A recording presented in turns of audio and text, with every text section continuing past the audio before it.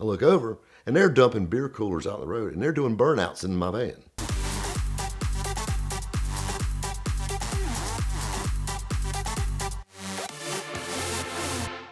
My buddy calls me up one day. He says, "Hey, Rob, you want to go up to Ohio to a car show with me?" And this is the same buddy. You heard the Corvette story? Same guy. He says, "Hey, you want to go up to Ohio with me? So I want to buy some cars."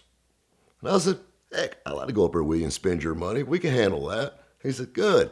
He said, "Man, I got us an awesome ride to Columbus, to the car show. This is a good guys show. This is a huge show in Columbus. I'll never forget." He said, "Pack your bags. I'm going to pick you up tomorrow."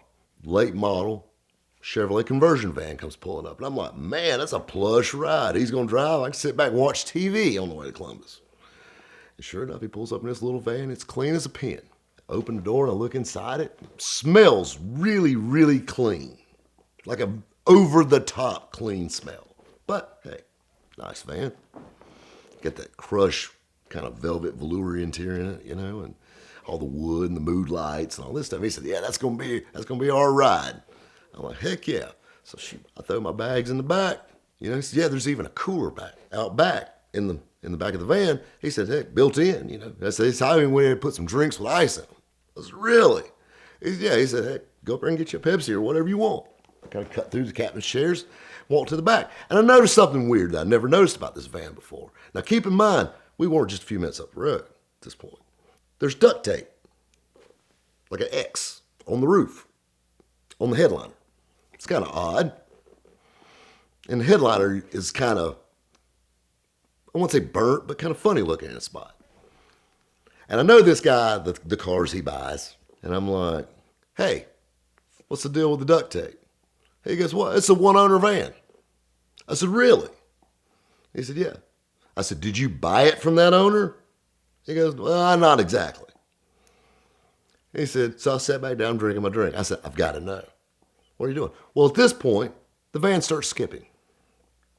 Check engine lights on. This thing is skipping to beat the band. I said, "Hey, we're just right up the road. We're not 30 minutes up the road. We can turn around. We've got a lot full of cars that we can drive. We'll just take the van back, throw our bags in something else, go." He's, "Oh, hell, we'll drive it out of it. This van's fine." I've never seen a check engine light fix itself, but okay, maybe so. So we truck on up the mountain, through Tennessee and on through Kentucky, everything. We end up in Ohio.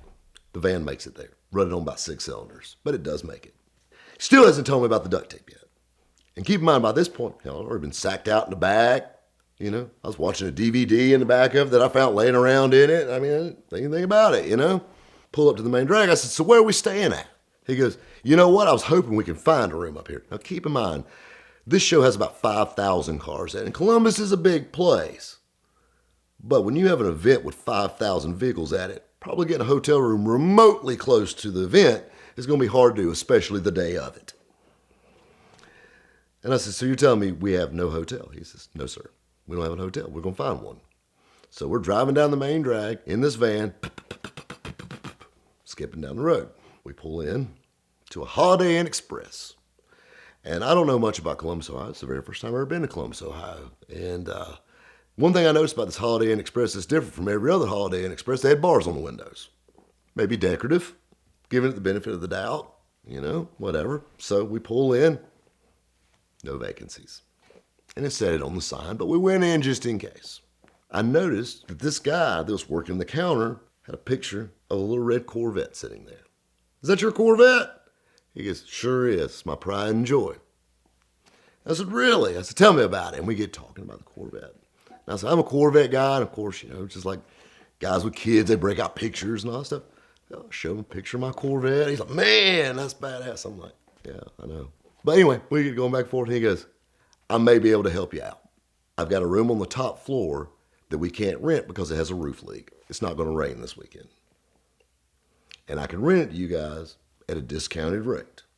He said, "As long as you don't leave a complaint or something saying the roof leaks, we're gold." And I said, "Sure, man. Heck yeah. I just want a place to stay." He said, "So how many people do you have staying in this room?" I said, "Just 2, just me and my buddy." He goes, "All right." And he kind of snickered when he walked off.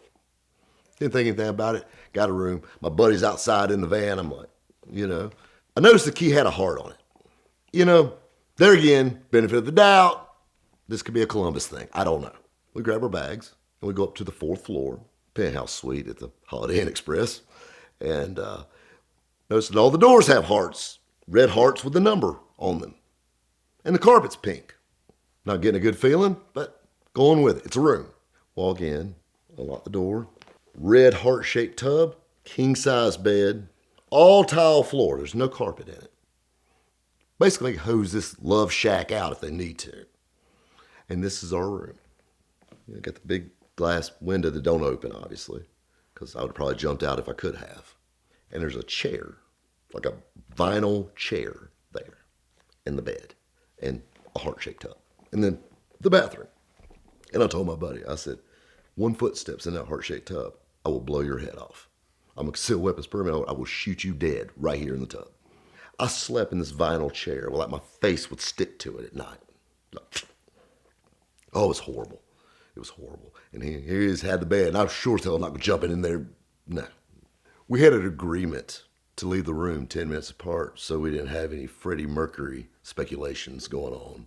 So anyway, once we got the ground rules down and I got the crick out of my neck, it wasn't too terrible bad.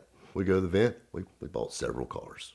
I'm riding around in this skipping, popping van, and he's riding around in whatever hot rod he just bought. And I'm driving. And the hotel, there was like 4 hotels that backed up to each other right there. And there was like a little cul-de-sac or thing in the middle, and it came out to a shopping center. And there was a bar at the end of that shopping center. And that's where I was going to try to make my way to at this point. Just drink the problems away. There was a mutual friend of ours that came up, and he's a very, very well-known car builder. He was actually debuting a car up there, and he was staying at the hotel adjacent from us. And he's a hot rod guy. Well, his car's in the show. He's got his hauler hooked to a trailer, so he's carless. So naturally, he wants to borrow our van that's skipping. I'm like, whatever, you can drive it, sure. I just told him it's skipping to beat the band. We got to get this thing home. So I decided to walk over to the bar. So I walk on down. It's like a wing place, and they got a little bar. I'm sitting there, and next thing you know, I see smoke just bellowing from the top of the parking lot. I look over, and they're dumping beer coolers out the road, and they're doing burnouts in my van, or our van, the van we drove up here. They're skipping on 6 cylinders. This thing is barely running, and it's just, and they got it going, and just torturing it. So I come running out of there with a beer in my hand. That's how fast I ran out of there. I didn't realize I had a beer in my hand. I ran out there. I said, listen, hey, dude, I got to drive this turd home. This is my ride. Oh, man, it's cool, it's cool. Me and my buddy were riding to the show the next day. And I said, you never told me about the X on the roof, the duct tape. I got to know. And you said it's one owner. There's a catch to this. He goes, yeah, it is. So I got to cheat. So the guy shot himself back there. So a guy committed suicide in the back of his van. So I told you it was one owner. Needless to say, I drove a hot rod back from Columbus, and that's the last time I ever dealt with that van again. VINwiki wants to thank Auto Tempest for supporting our channel and making it easy for our viewers to find their dream cars. We love Auto Tempest because it allows you to compare the results from Craigslist nationally with all the top listing sites. So visit autotempest.com today and find your next dream car.